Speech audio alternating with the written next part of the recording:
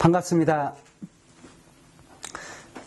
이제 우리는 사사기 안에 있는 룻기서의 내용을 함께 이 시간 공부하려고 합니다. 룻기서의 내용은 사사시대의 한 기간에 있었던 그런 내용입니다. 룻기서의 배경을 보게 되면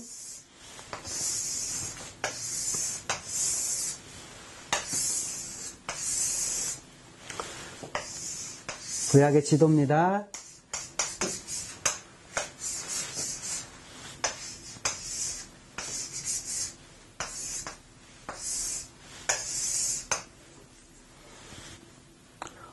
여기가 야르묵강이고요. 약복강입니다. 아르논강이고 세렛강입니다. 여기는 가나안 지역인데 이쪽 지중해 연안으로 블레셋이 있고 그 다음에 이쪽 아래가 유다입니다.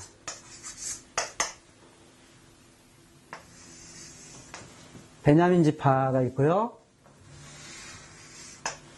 에브라임 지파, 단 지파입니다. 그 이쪽이 므낫세 지파입니다. 이쪽이 갓 지파고 그 다음에 이쪽이 위에가 므낫세 지파고 므낫세 반 지파고 그렇습니다. 이쪽 아래쪽이 르우벤 지파죠. 르우벤 지파.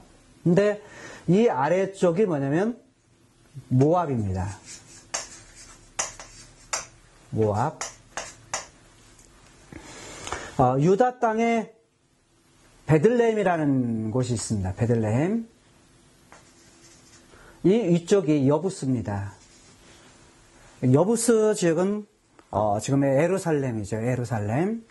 솔로몬 이후에 이제 여부스를 정복한 후에 그것을 예루살렘이라고 말했죠. 지금 이 베들레헴에 살고 있던 한 가족이 이 유대 땅에 흉년이 들자 모압 땅으로 피신하게 된 겁니다. 피신하여서 거기에서 남편을 잃고 또 자식 셋을 잃고 다시 고향 땅 베들레헴으로 돌아온 이야기. 그래서 돌아와서 거기에서 있어진 그 보아스와 룻 사이에서 만남과 거기서 되어진 이야기를 담고 있는 것이 룻기입니다. 자, 이제 룻기서를 우리들이 살피면서 그 이전에 사사기에 있어진 이야기를 좀 잠깐 정리한 후에 이어서 룻기의 내용을 갖다가 살펴보려고 합니다. 우리가 사사시대에서 이미 살핀 것처럼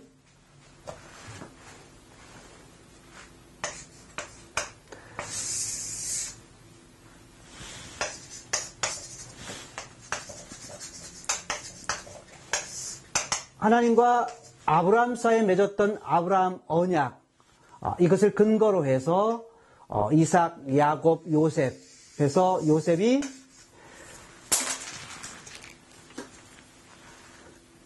애굽 땅에 포로로 잡혀가게 되고, 그래서 이제 여기에서 이들이 나그네가 되고 그들을 섬기는 종이 되어서 400년 동안 이들이 이제 종살이를 하죠. 그리고 나서 이들은 이제 하나님의 징치하심을 따라서 이들의 큰 재물을 이끌고 나오게 됩니다. 이들이 나온 후에 시내산에서 머무르게 되는데 이곳에서 하나님께서 모세를 통해서 이스라엘 백성들에게 약속을 주십니다. 이것을 가르쳐서 시내산 언약이라 이렇게 이야기합니다. 이것이 출애굽기 19장 4절에서 6절 말씀입니다. 그런데 이 약속을 해주면서 열국 중에서 그들을 갖다가 내 소유 삼겠다라고 말씀하셨고, 그리고 제사장 나라 삼겠다. 그리고 거룩한 백성 삼겠다고 약속하셨습니다. 하나님께 약속하신 제사장 나라의 사명, 이것을 위해서 이들은 이제 이 가나안 땅에 들어가야 했습니다. 그런데 이들이 이제 광야를 지나면서 가나안 땅에 들어갔습니다만 이들이 하나님께서 주신 그런 사명은 망각해 버렸고 결국 이 땅을 분배한 후에 각 곳에 있는 부분을 하나님께서 다 몰아내버리고 쫓아내버리고 그 땅에 거하라. 그리고 그 땅에 있는 우상과 신당들을 다 부숴버리라고 명령했습니다. 그들을 쫓아내지 못하면 결국 그들이 이스라엘의 옆구리에 가시가 될 것이다 라고 이렇게 말씀하셨습니다. 그런데 하나님께 주신 그런 명령, 이것을 소홀히한 이들 자체 각 지파에 있는 사람들이 공통적으로 내어 쫓지 못했다는 것입니다. 쫓아내지 못한 그것으로 말미암아서 그 땅에 그들이 섬길 수 있는 이 가나안 사람들과 결국은 섞여버리게 되고, 다른 사람의 딸을 갖다가 아내로 삼죠. 아들을 갖다가 사위로 주죠. 이런 일들이 이제 발생하면서 그들이 섬겼던 신들을 섬겼다라고 말씀하고 있습니다. 뿐만이 아니죠.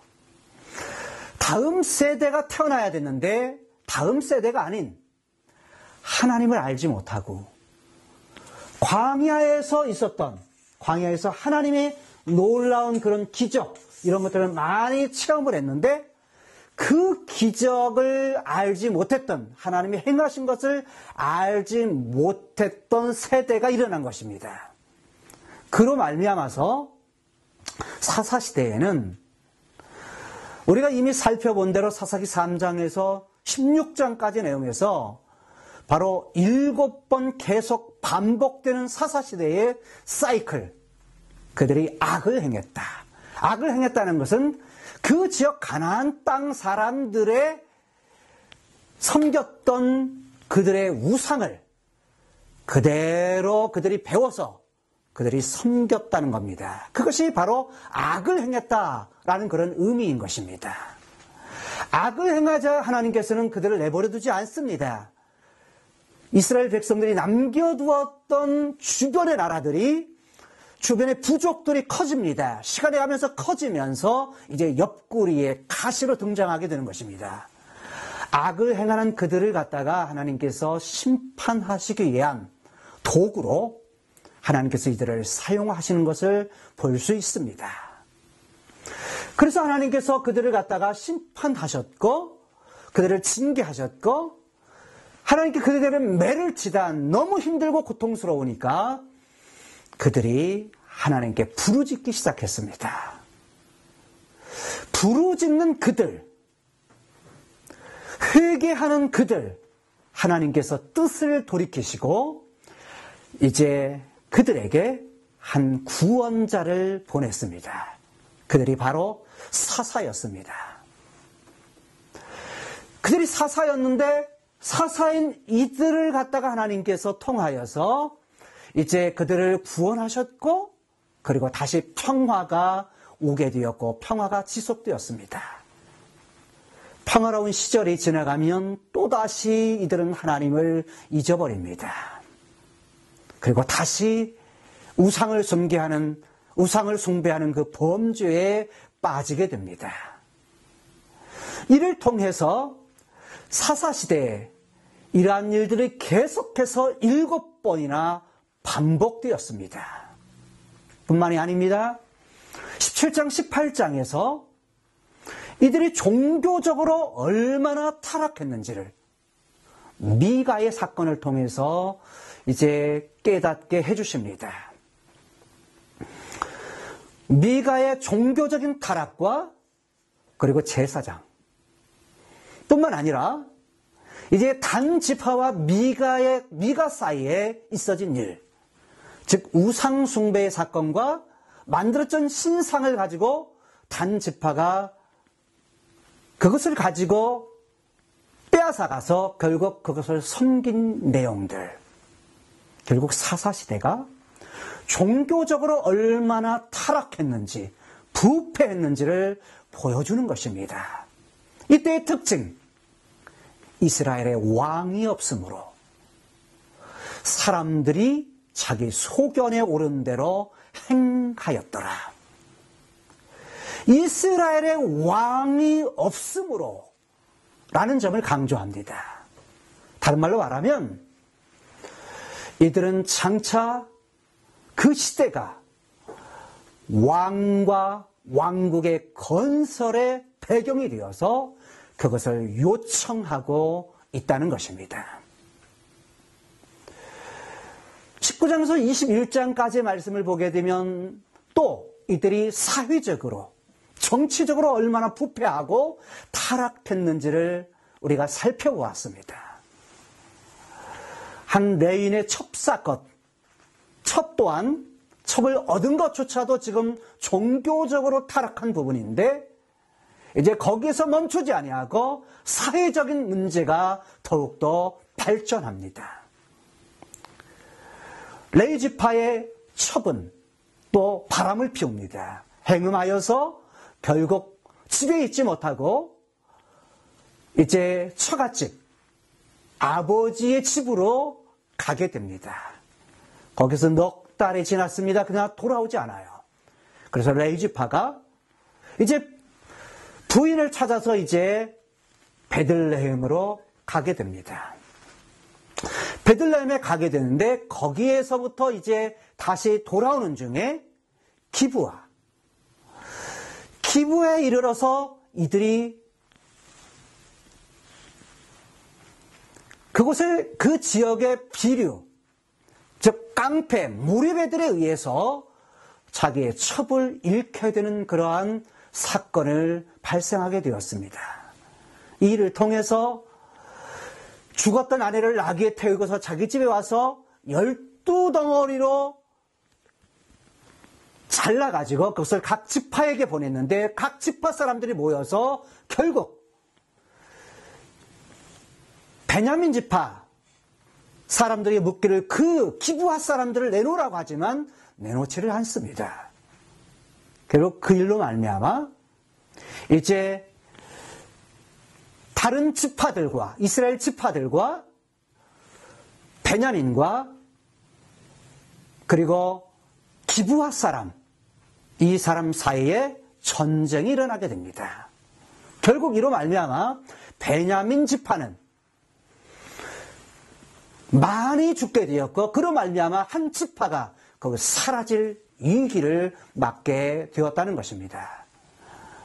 이런 동족 사이의 비극, 이런 비극이 발생했을 뿐만 아니라 이로 말미암아서 베냐민 지파가 사라질 위기에 있으니까 또 이스라엘 지파 사람들이 슬피 울면서 대책을 강구했는데 그래서 그 지파의 전쟁 때 오지 아니한 야르벳 길르앗 지역에 사람을 보내어서 그것과 또 전쟁을 해서 그들의 딸들을 취해옵니다.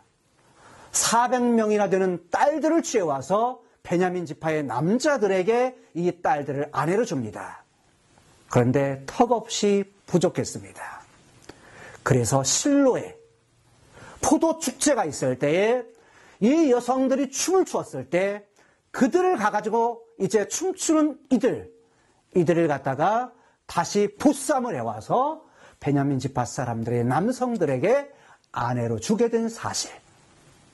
그런데 이 시대의 마지막 특징은 이스라엘의 왕이 없으므로 사람들이 자기 소견에 오른 대로 행하였다라고 말씀하고 있는 것입니다. 바로 사사시대가 얼마나 악했는지 이것을 통해서 바로 사사시대가 왕을 요구하게 되었고 왕국이 등장하는 그런 배경이 되었다는 것입니다. 우리는 사사시대를 마무리하면서 사사시대에 바로 7번의 계속되는 반복되었던 사사시대의 사이클 중에 마지막에 구원자를 보내주셨는데, 이 구원자를 보내주신 사건, 이것은 장차 구원자 메시아, 이것을 나타내 보여주는 그러한 계시적 사건이 되었다는 것입니다. 뿐만 아니라 모세오경으로부터 시작되었던 하나님 나라의 운동, 천국 운동이 계속되어 오다가 이제는 가나안 땅을 통해서 주신 천국 운동, 그것을 성취해 주시고 이후에 왕국을 통해서 나타날 하나의 그림자, 천국의 한 모형, 이것이 자연스럽게 등장하는 그러한 계기가 이 사사시대에 있었다는 것입니다. 이제 이 시대에 있었던 룻기는 바로 이 사사시대를 배경으로 하고 있는 것입니다. 룻기는 총 4장으로 되어 있는 아주 짧은 책입니다. 그 룻기에는 중심 인물이 3명이 나옵니다. 룻과 나오미와 보아스, 이 3사람이 등장합니다. 룻기는 좁게는 타락한 시대에도 불구하고 개인의 신앙을 순결하고 헌신적으로 지켜서 하나님으로부터 놀라운 은혜와 복을 받은 이야기를 담고 있습니다. 그러나 넓게는 보잘것없는 한 여인, 다른 말로 하면 이방 여인이 하나님 나라 속에 참여에 들어오는 이야기와 다윗의 왕권이 어떻게 세워지는지, 다윗의 왕권이 어떻게 준비되어지는지, 그리고 장차 그의 후손으로 오실 메시아, 그 메시아의 왕권을 어떻게 준비하고 있는지, 이러한 것들을 룻기서에서 보여주고 있습니다. 이것을 통해 하나님의 오묘한 구속사적 섭리가 어떠느냐라는 것을 보여주고 있는 것입니다. 룻기서의 제목은, 히브리서 성경을 보게 되면 룻기서의 제목이 루트라는 말입니다. 바로 이 말에서 유래되었고, 셉튜아진트 70인역에서는 본서를 류트라고 칭합니다. 이는 결국 본서의 주인공인 룻의 인간성과 그녀와 관계된 사건이 바로 룻기서의 제목이 되었음을 반영하고 있습니다. 룻이란 말은 히브리어로 여자친구라고 하는 의미를 가지고 있습니다. 룻기서의 저자는 분명치 않습니다. 왜냐하면 성경 어디에도 룻기의 저자에 관한 암시나 언급이 전혀 없기 때문입니다. 다만 분명한 것은 그가 다윗이 이스라엘의 왕으로 제위한 사실을 알고 있는 자인 것이 분명합니다. 그래서 그런 사람에 의해서 기록된 것이 아닌가 하는 그런 느낌을 주게 되는 것입니다. 룻기서의 기록 연대는 다윗 왕의 통치 시기에 기록한 것이 분명합니다. 왜냐하면 본서의 내증이 그것을 충분히 뒷받침해주고 있기 때문입니다. 즉 본서에는 다윗의 족보가 언급되어 있으면서도 거기에는 솔로몬의 이름은 등장하지 않고 있다는 것입니다. 이는 적어도 본서가 솔로몬의 즉위 이전, 그리고 다윗 통치 시기에 기록된 것으로 보여진다는 것입니다. 따라서 본서의 기록 연대는 대략 BC 11세기 말엽인 것으로 결론 내릴 수가 있는 것입니다. 룻기서의 기록 배경을 보게 되면 룻기서는 아직 다윗이 왕으로 있던 때에 기록된 책으로 보여집니다. 이런 룻기는 1차적으로 다윗이 왕으로 임명된 것은 본래 군사적, 정치적 덕망이 있어서가 아니라 그 이면에 이미 오래전부터 그의 조상들의 놀라운 신앙, 이것을 축복하신 하나님의 섭리에 의해서 된 것임을 보여주고자 본서가 기록된 것입니다. 또한 저자는 이런 동기에서 집필함으로써 자신도 모르게 더 나아가 신약의 독자인 우리들에게 다윗의 혈통을 타고 세상에 오신 이스라엘의 주 되신 예수님, 이 예수님이 과거 혈통에는 이런 훈훈한 일화가 있었다. 그 이면에 담긴 놀라운 하나님 그분의 주권과 하나님 나라와 그리고 구속사적인 섭리가 있었음을 증명해 주고 있습니다. 룻기서에 보게 되면 룻의 신앙에 대한 이야기, 그리고 헌신적인 사랑에 대한 이야기, 이것은 결국 하나님으로부터 보상받았다는 내용을 정경으로 합니다. 뿐만 아니라 룻기서에는 근동이 엄격한 가부장적인 사회, 그 속에서도 주인공으로 등장한 여성, 이 룻에 대한 이야기가 등장하고 있는데, 룻이 가지고 있는 점은 이렇습니다. 결국 보아스와 룻 사이에 오벳이 낳게 되었고, 오벳은 이새를 낳았고, 이새는 다윗을 낳았다는 것입니다. 마지막 4장에 보게 되면 룻기서의 결론은 이렇습니다. 모든 것을 다 종합한 후에 맨 마지막에 다윗이라는 이름을 등장시키십니다. 다윗의 이름을 등장시키는 이유는 사사시대의 어둠의 시기에 하나님께서 다윗이라고 하는 한 인물을 준비시키셔서 어둠의 시대에 하나의 빛으로 등장하고 있는 것이 룻기서라, 이렇게 말할 수 있는 것입니다.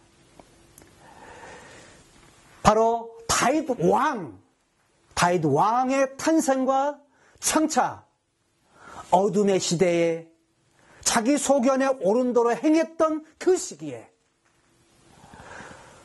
바로